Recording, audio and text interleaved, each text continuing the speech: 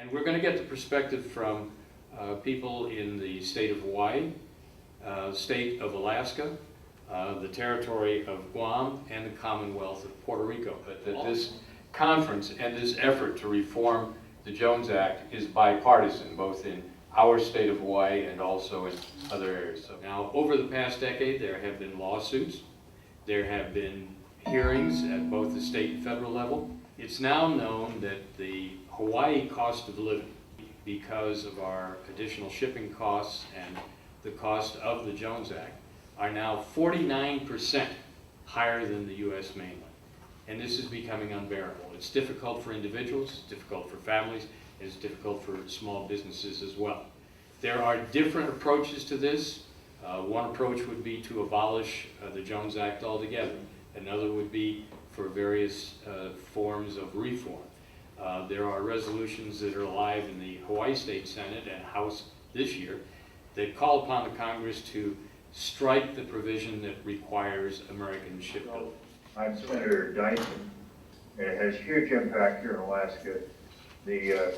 Our state legislature put in statute in 1982, the governor is supposed to do everything he can to get us out of the Jones Act restrictions to American hulls. We are a maritime nation. You can almost think of us as another island. We are supplied by ship and by airplanes, just like Hawaii is and the other participants here. Plus, we have more coastline than all of South 48, and most of the goods move by boat along the coast. So being able to avail ourselves to huge savings from having foreign constructed ships is very significant and would be a reduction in our freight rates. We are thoroughly on board with the effort. Have you been in discussions with your union leaders in Alaska? I have not, but if you look back on the history of the Jones Act, it was a major effort to protect the workers at U.S. shipyards. Obviously, for national defense reasons and others, we got to preserve some U.S. shipbuilding capacity. And I do not believe that in general, our union workforce here, which is very large, will see that they have to join in brotherhood with the shipyard workers in the South 48 at the expense of Alaska's economic health.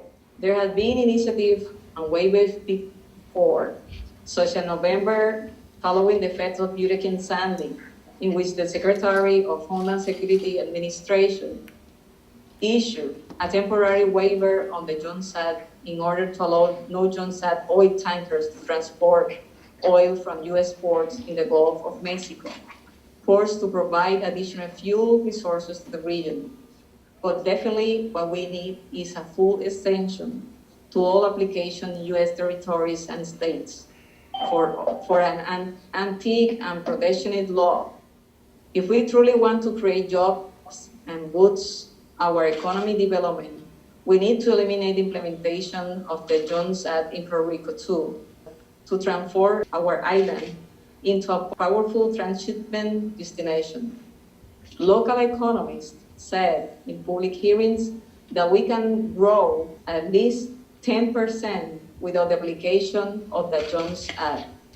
I think we have to reach out to the unions and see how members of the unions are hurting as much as any other families that have to pay 100% differential on groceries. And why can't we have that discussion, have the unions at the table, have our leaders at the table, and figure out what could we do better for Hawaii so we can grow this economy? Could the Jones Act, a modification to it, help us get the cost of energy down?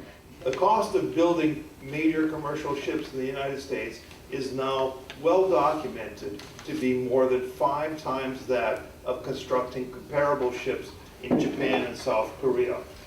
Together with China, Japan and South Korea built more than 90% of the world's new ships over 1,000 gross tons.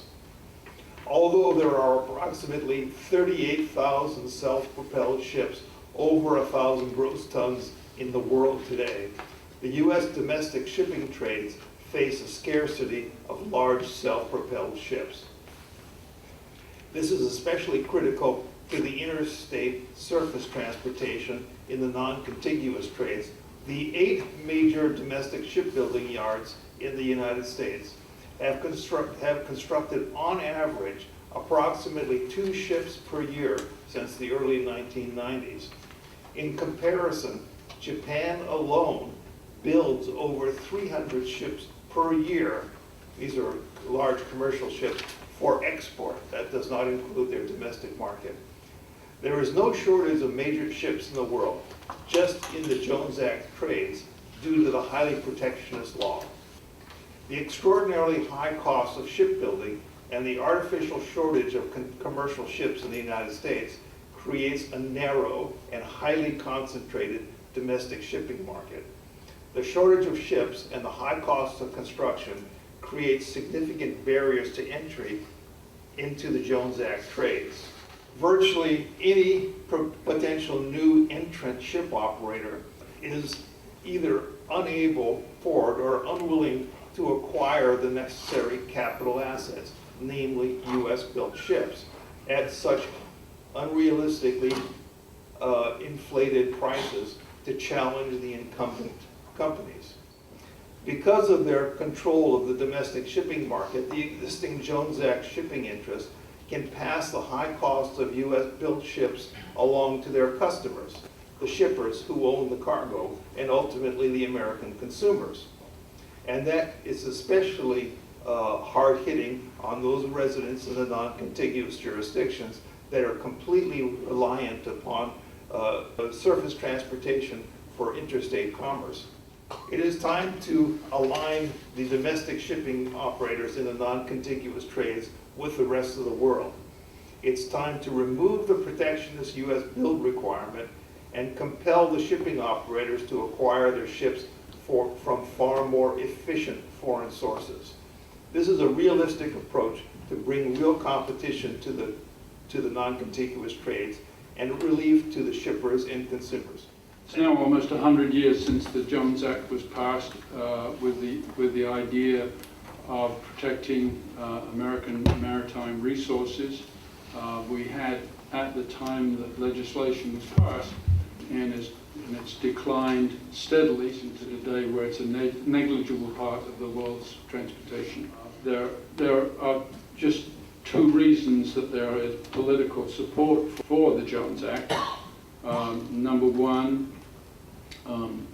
is the original idea of supporting American shipyards and the American shipping industry, but given now that American ships are just not economically viable, that is no longer really supporting American shipbuilding industry. 2 ships a year doesn't cut it compared to what's coming out of South Korea and Japan. The other reason, and I did a lot of research of this about 10 years ago on campaign contributions to the supporters of the Jones Act, and it's very significant. Cabotage Task Force is now the American Maritime Partnership, and I've no doubt that it's exactly the same. It is one of the major contributors to political contributions, and one of the main reasons that many are reluctant to vote against it. And I mean, we can all understand that that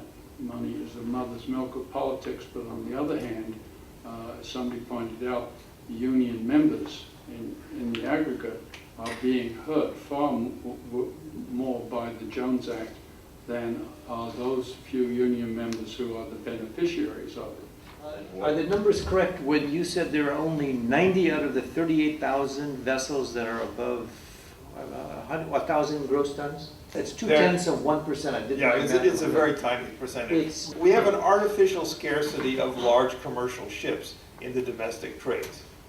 And that's just created by the build requirement of the Jones Act. There is, in fact, no scarcity of ships in the world, just in the United States. Just in comparison, in 1920, we had 21% of the world's shipping.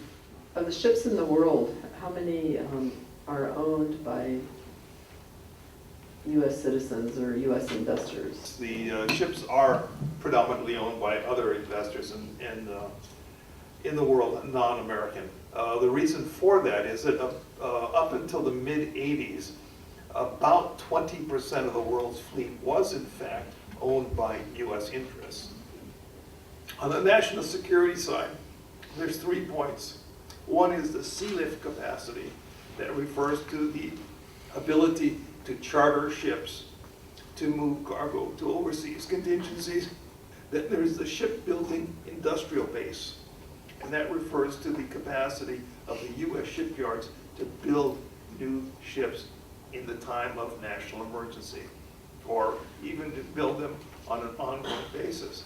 The problem with that side is that the shipbuilding capacity is so limited now and is so expensive that not only can't commercial ship owners acquire as many ships as they might want to, but also it's wrecking the Navy budget, because the cost of each ship has gone up so high that the Navy's ending up not being able to build as many ships as they want to. So we have a critical problem with U.S. shipbuilding.